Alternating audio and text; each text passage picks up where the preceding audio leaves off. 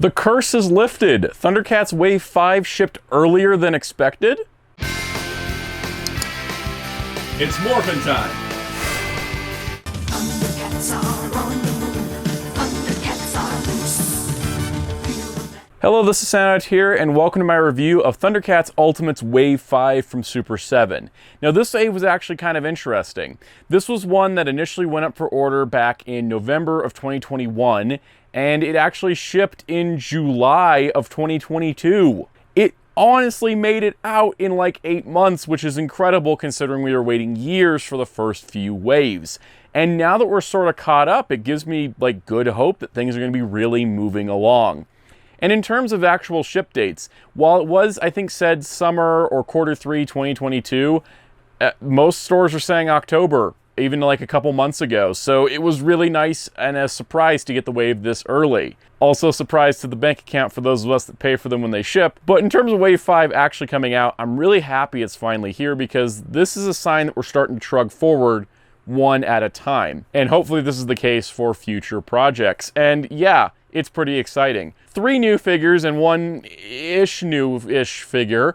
And honestly, I'm actually pretty excited to look at these, and there's no other real crazy history beyond, I think they initially announced them they were going up, and then they had to wait 2 weeks because something at Warner Brothers flagged and they had to hold it back for an approval or something like that. I don't remember the exact details on that, but I sort of remember that happening. And yeah, 4 new figures released earlier than expected, shipping after waves 1, 2, 3, 4, and the Chitara missing figure thing. So we're all caught up and we're ready to move along. So let's get to it.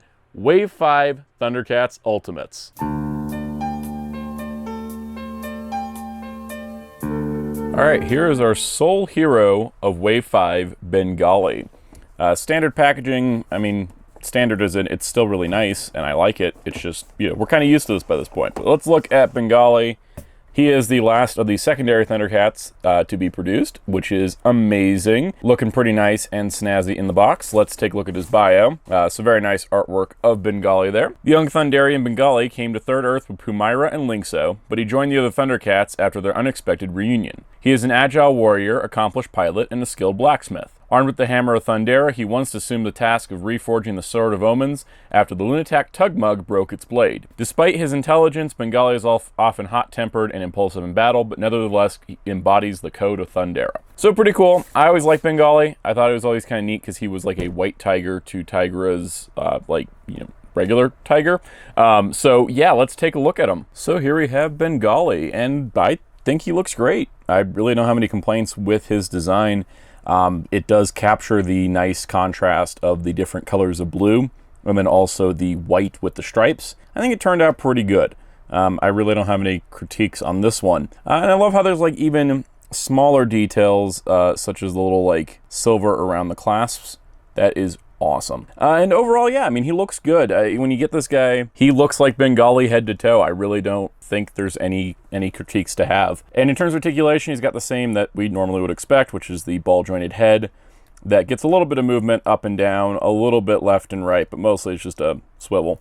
Shoulders that rotate in and out. You got a bicep that swivels. You got an elbow that swivels at the elbow, and then a wrist that pivots in and out as well as turn. The ab crunch that goes forward and back. Waist swivel. The holster for his hammer moves out of the way so he can get his hips to move out. Forward, back. They can swivel here as well. Bend at the knee. Swivel here as well. Swivel at the boot. Forward, back, left, right, that sort of thing. Now, when you do look at the knee, when you bend the knee, the paint layering, in order to make sure paint didn't get in the joint, they kept it sort of like that. So you can see that there is some overlap, like basically the paint was applied this way, and that's your actual plastic color there.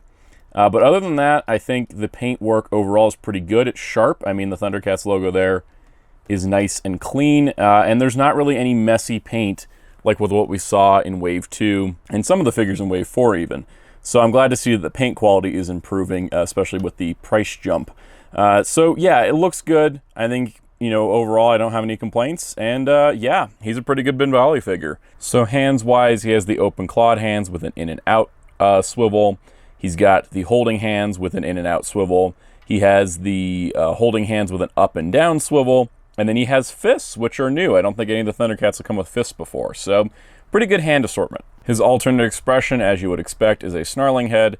This one does have the eyes painted as if he's being activated by the call to Thundera. So this is actually kind of interesting because with the other heads, they've always been kind of, either the eyes, the eyes weren't activated. But with Bengali here, they said they have the activated eyes with the snarling head. So he would look a little out of place unless you're posing him with Chitara or Panthera, who has the activated eyes. But I'm probably just going to keep the neutral expression on him. Because, yeah, I mean, it's cool to have the eyes, but I kind of would have liked another expression that would have been just the normal eyes as well.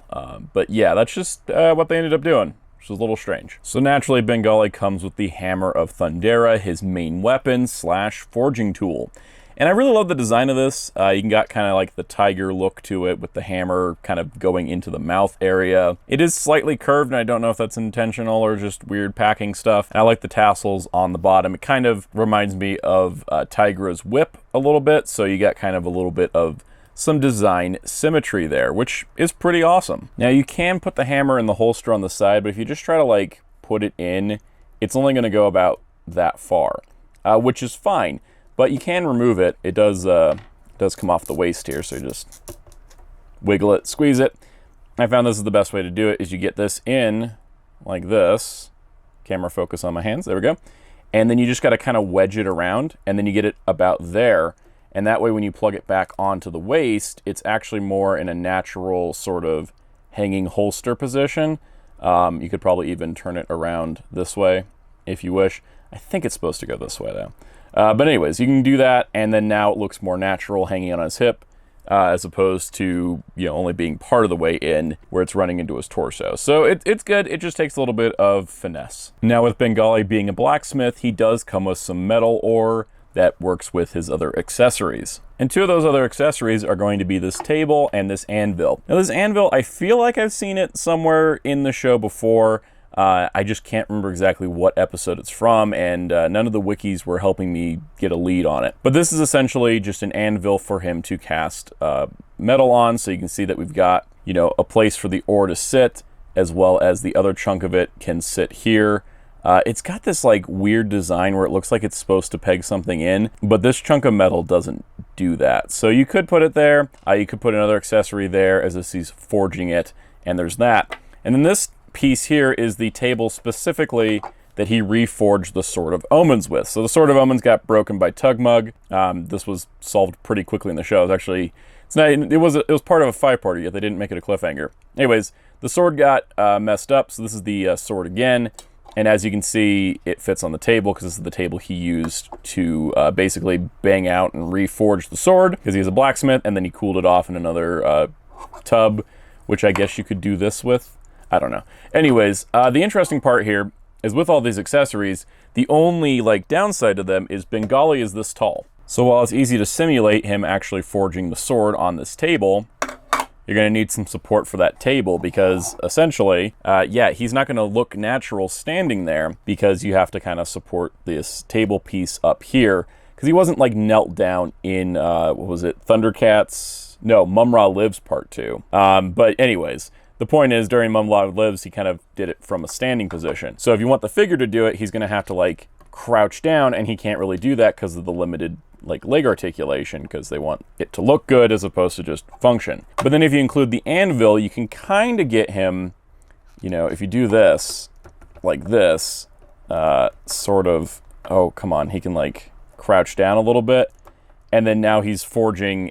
It looks really awkward. So while I do really like these accessories, especially because it goes with Bengali's character, the stuff you're going to need to do, it's sort of like Lynx-O's Braille board, where it's very good accessories, but you're going to need some kind of, diorama support if you want to use them in a display, because even if you get it up to here, you still need to cover this distance, or else he's not really going to do it looking natural. So I think that's the only complaint I have with the figure, is I love the accessories, and I especially love the way that the Sword of Omens looks when it's being reforged, but trying to get it all working out of the box can be a little tricky. So for comparison, here is Bengali with Lynx-O and Pumm-Ra, kind of creating the trio of the secondary Thundercats that appeared in the later part of the series. And while Pumm-Ra is still too large, I think Lynx-O and Bengali are spot on, and overall they do look good together. We'll put Bengali with the other Thundercats at the end of the video when we kind of show the current display, but it's kind of nice to have these three together. Overall, I do like Bengali, even if he is a little bit flawed. I think the accessories are really cool, but a lot of the blacksmithing stuff just needs extra support to really work out. But overall, I mean, I like him. I think he looks great. He looks like the character, and in general, he just looks like Bengali, and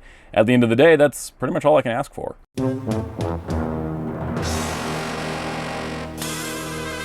So next up, we're looking at technically a villain, but it is Lion-O Mirror, which is essentially Lion-O, but more red. Like, essentially, it's just red instead of blue. On the back here, you got Lion-O Mirror, the culmination of a trap designed to target Lion-O's youthful vanity. The mirror likeness of the Lord of the Thundercats was a disguise assumed by the vile Mumm-Ra. The mirror version of Lion-O was identical to the real Lion-O, except that he was clad in red instead of blue. In this form, Mumm-Ra appeared to possess all of Lion-O's powers and abilities, fiercely matching his foes' every move in battle. A clue from the ghostly Jaga finally enabled Lion-O to defeat his evil doppelganger when he tricked Mumm-Ra into glazing into his own reflection. So this is a pretty cool episode. I think it's technically the last episode of season 1, and it's nice to see kind of an update on the Lion-O body. So let's see how that pinless joint and extra accessory action will work. Okay, so here we have Mirror Lion-O. I think he's the least interesting of the wave just because he is what if Lion-O was red instead of blue, but in terms of actual mold, he's different. This is because the previous Lion-O was the Mattel mold, and that was at a different factory than this one. But a lot of the same sculpting ideas are here. So you still got that shortened torso. I mean, it's pretty much looks very similar,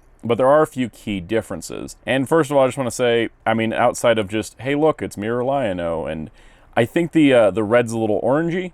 It's a little bit of an orangey red, but other than that, I mean, it's not like I'm going to be critiquing a Mumm-Ra disguise from one episode. The big thing we're going to do here is obviously compare it to the previous Lion-O. This is the Super 7 Ultimates one based on the Mattel mold, and what's interesting is what's different. So you can see that with the Mattel mold slash the first Lion-O, he's got like these more recessed cheekbones and the sculpt is a little bit harsher, whereas it's a bit softer and more cartoon-like on this one. And then the hair, again, it's the same sculpt, but it's just a little different. This is a solid plastic piece. This is more rubbery. So there's definitely some changes. You can see that the belts are actually sculpted quite a bit differently. It's the same idea again, but it's not the same sculpt.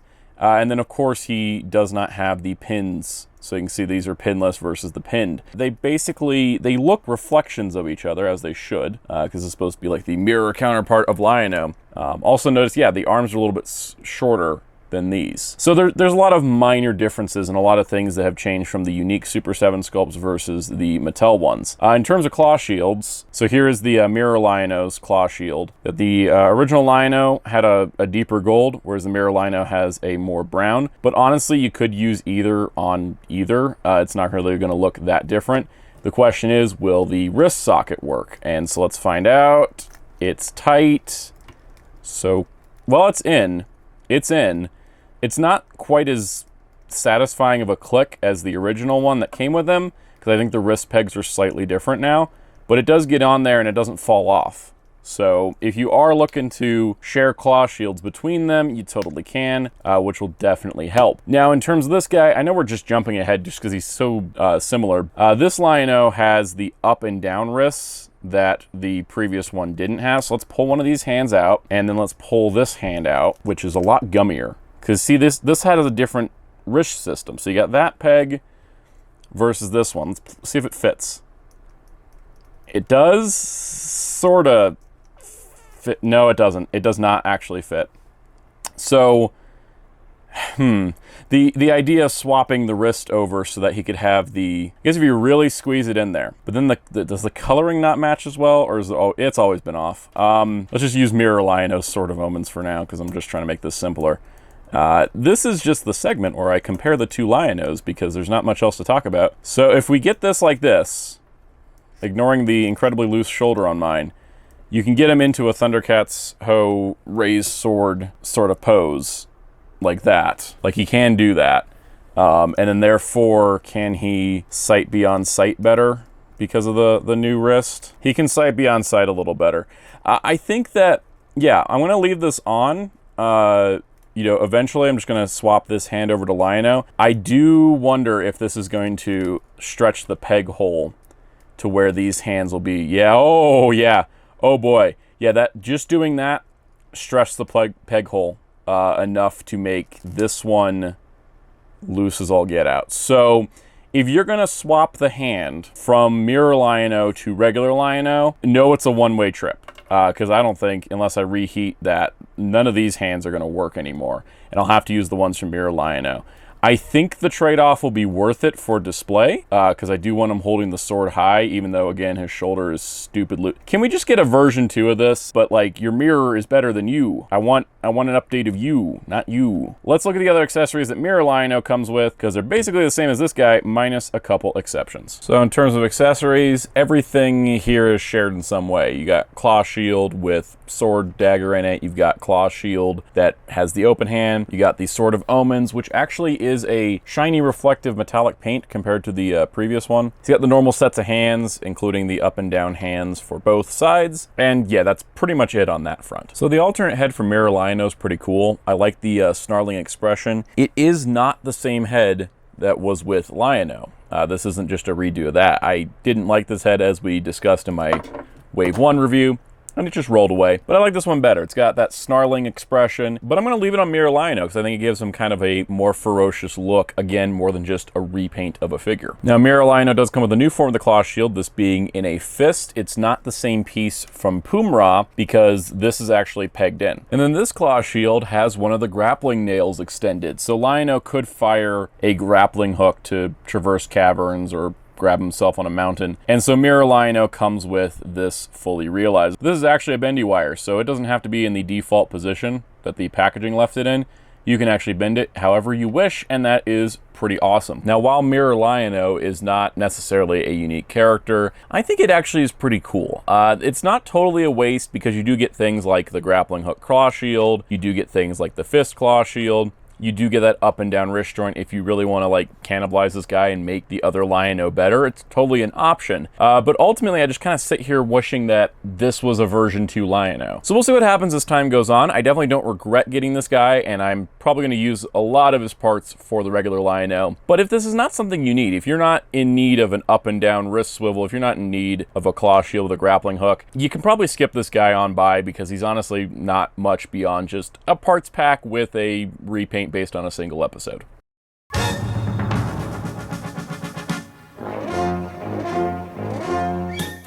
Next up, we have sort of the last main mutant before we go into, you know, other categories, Vultureman. The cunning and ambitious Vultureman is the resident inventor of Castle Plundar, and easily the most intelligent of the wicked mutants on Third Earth. Although he's a longtime associate of the mutant leader Slide, and an enemy of Lynx-O's father Cloudus, his treacherous nature has led him to work with others like General Rataro, the Lunatics, and even the Thundercats themselves, when it best suits his always self-serving agenda. So here is Vultureman, and it's nice to get him in the line. I don't know if Vultureman is like my favorite mutant.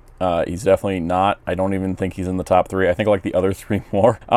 But it's nice to get him because he was, you know, a very prominent character, not just with the mutants, but with the Lunatics and with Rataro and that storyline. So I'm definitely looking forward to hopefully Rataro in the future. But with Vultureman, I think he looks great, and overall, I think he looks good. Now, there is some restrictions with this guy that come up in an articulation. Namely, you know, head moves pretty good. Shoulders, yeah, they put a little split in the little feathery part, so you can get his arms to raise up, but that does sort of restrict it. And then his elbows are pathetic. Like, it's almost like, why'd you bother? It just needed a little bit more cut. I know they don't want to interrupt the sculpts too much with these figures. They want to make sure they look good, more so than just having a ton of joints. But I feel like the elbow could just go a little bit further, because that's very limited. It does swivel there, wrist in and out. You've got the waist joint. You've got this, it's sort of a upper torso ball joint thing going on. Hips that move out, forward, back, thigh swivel, knee swivel, ankle, forward, back. Now, with the other figures of this wave, both Bengali and Mirror Lynx-O, they've been pretty solid. This guy's not as much. His ankles sort of have been slipping on me this whole time, and I just opened him up like a few minutes ago, and his ankles are just causing problems. Like, you can just see if he's not perfectly balanced, he's going to kind of tip over. But I mean, overall, he does look good. I think he is You know, it's very much Vultureman, but let's take a look at those other accessories he comes with. Hands-wise, he's got these hands, these wide open hands, and these close hands. His alternate head is fantastic. I love the way the tongue is curved up, the mouth is open. He's got the kind of the crazy eyes. Definitely my preferred look for the Vultureman. So he comes with this crazy claw weapon the LJN vintage toy came with, which is a nice inclusion. Vultureman comes with 2 different blasters that don't have specific names from what I can find. They just look really cool. He also includes the shifter from the episode The Shifter, which is one of the inventions that Vultureman had in the series. He also includes the superpower potion, which is marked superpower potion. Vultureman also comes with some tools and goggles. So he's got a screwdriver, he's got like some cutter things, and a wrench that he can't actually hold, and the goggles, of course, that go over the head. So here is the Ultimates Vultureman next to his LJN vintage toy counterpart, which I believe is also the last LJN figure I have. They're very different in a lot of ways. They have some of the similar ideas, but Vultureman was an early LJN figure that was based more on a sort of interpretive design as opposed to the cartoon design, which the Ultimates is based on. And I think it's interesting to see the 2 different interpretations of the same character. Here's all 4 mutants together, all the main group here, the wonderful Thundercats villains that are so diverse yet so similar at the same time. They just look fantastic together. Honestly, probably the best subset of figures in the line. Here's a quick size comparison with Vultureman next to Bengali so you can get an idea of scale. Like, he is taller, he is a little bit wider than a standard figure. Overall, I like Vultureman, and he turned out pretty good. He's probably one of the more solid figures of the line, and I'm happy to see that, because he's kind of gets skipped over sometimes in the merchandise trains, but I'm really happy to finally get Vultureman for the team.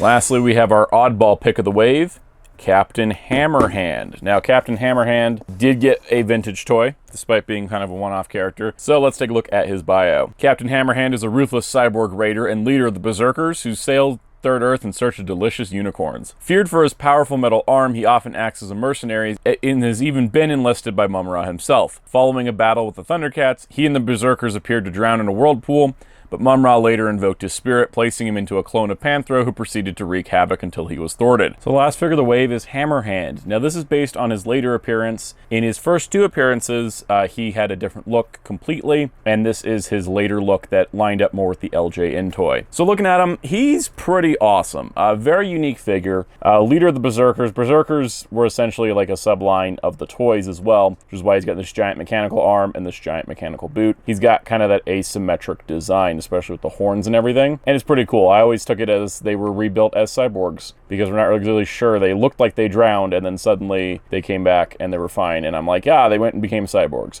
So pretty cool, unique figure overall. Looking at his, head sculpt, I think it's fantastic. It does look like him quite a bit, and this is the appearance he had more in the series, though I'll be kind of curious to see if we get a version 1 Hammerhand at some point in the line. Now, overall, the head, it's ball jointed, but, with the beard and the hair, it's not really going to go anywhere else. Shoulders move out, elbows bend, elbows rotate. There's also an additional rotating bicep there. Wrists left and right, in and out. Shoulders move out, they 360, they bicep, they elbow, they rotate. Also wrist, also hand. But what's really cool is that the actual Hammerhand here, you have the thumb that moves out and in, and then each of the individual fingers move in. So you can actually adjust his hand and his grip pretty nicely, which is cool. The torso, he's got an upper ball joint up here at the top. He's got a bit of a waist swivel, hips that move out. The forward back is a little bit restrictive in some ways. Thigh swivel, knee bend, knee rotation. Ankle pivots pretty much non-existent. Ankle pivots much better on this side. And then also this is the same sort of articulation, even though they are sculpted differently. And yeah, so you can pose pretty good overall. So hands-wise, you do get a closed fist version of the hammer hand. That way, because the articulation doesn't really get the fingers to curl up enough, so you got that. And then an open hand, a holding hand for the rifle, and a fist for his left hand. And here's the more expressive head for Hammerhand, which I think looks pretty cool. It's got kind of that angry, rawr pirate face as opposed to the general kind of neutral face that he's got there. Because he is a pirate, he comes with bags of coins, is what I'm assuming these are, and there are 2 of them, and they look identical, so I don't know why there's 2 of them. They're molded slightly differently, but he does come with 2 of them, and he can only kind of sort of hold them. And here is his shotgun, which he holds pretty good. I actually think this makes a nice combo to the Hammerhand itself. Overall, Hammerhand is a great addition to the lineup, and definitely a unique one that just adds to the overall character selection, and I think that's pretty awesome. All right, here's the updated Thundercat shelf. So first things first, yeah, I have decided just to go with the up and down hand for Lynx-O, as well as giving him the extra, shinier sword from the Mirror Lynx-O, as well as the fist claw shield from Mirror Lynx-O. And I just think that actually pulls them together quite well. I'll have to do something about that shoulder joint to make sure it stays like that. We can see back here, though, we got Bengali with Tigra. Bengali looking much better than Tigra. So we got kind of our main Thundercats there. We still need the Snarfs. We still need updates to Wily Kit and Wily Cat. Put Mirror Lynx-O over here with Mumm-Ra and his other forms. We're just kind of having a Mumm-Ra corner of the display. Naturally, Vultureman is over here with Monkey-In and Jackalman and Slithe. And then I've added Hammerhand to the back with Captain Cracker, so they can just be pirate guys from opposite crews. So Wave 5 is pretty solid. I like pretty much all these figures. I think that the Mirror Lynx-O does drag it down for like full uniqueness, and that's just because he is so much like Lynx-O. But in general, I do like all the figures, and I do like this wave, and I don't really have too many major complaints. Now, the next wave to come out will be Wave 5.5 with Mandora and the Electro Charger, and then after that will be Wave 6, which I'm going to be skipping on. Wave 6 is going to be toy versions of Lynx-O, Mumm-Ra, Cheetara, and Monkey-In, and as much as I initially were like, oh sure, I'll get those, the more I'm looking at it, the more I'm like, I don't know what I'd do with them after I bought them and review them, and I don't make enough money off this channel to be making, like a $225 commitment to a video that's not going to make me back even like a quarter or a tenth of that. So in terms of reviews, there will be more stuff coming. Of course, the Thunder Tank is still coming up as well. And this is just basically one giant pitch to say, hey, subscribe and hit the notification bell as well as the like button. Leave a comment telling me your favorite of this wave. Because, yeah, I do want to keep doing more Thundercats reviews, and I will keep doing them. But I'm not going to be able to just review everything simply because they are expensive. And, yeah, if you want those toy versions reviewed, the channel's got to get a lot more subscribers and a lot more views and a lot more engagement. So if you really want me to review them, tell your friends, get them all over here, and maybe we can see what can happen. But as of now, there will be a review of the Thunder Tank as well as Mandora and her Electro Charger in the future, and then whatever Wave 7 will be, as that is confirmed to be all cartoon-based characters. So definitely stay tuned. Also be sure to check out the website Hero Club at hero-club.com for nerd news and more, and my awesome graphic designer on Twitter at darkclaw643. And until next time, this is Soundout saying goodbye.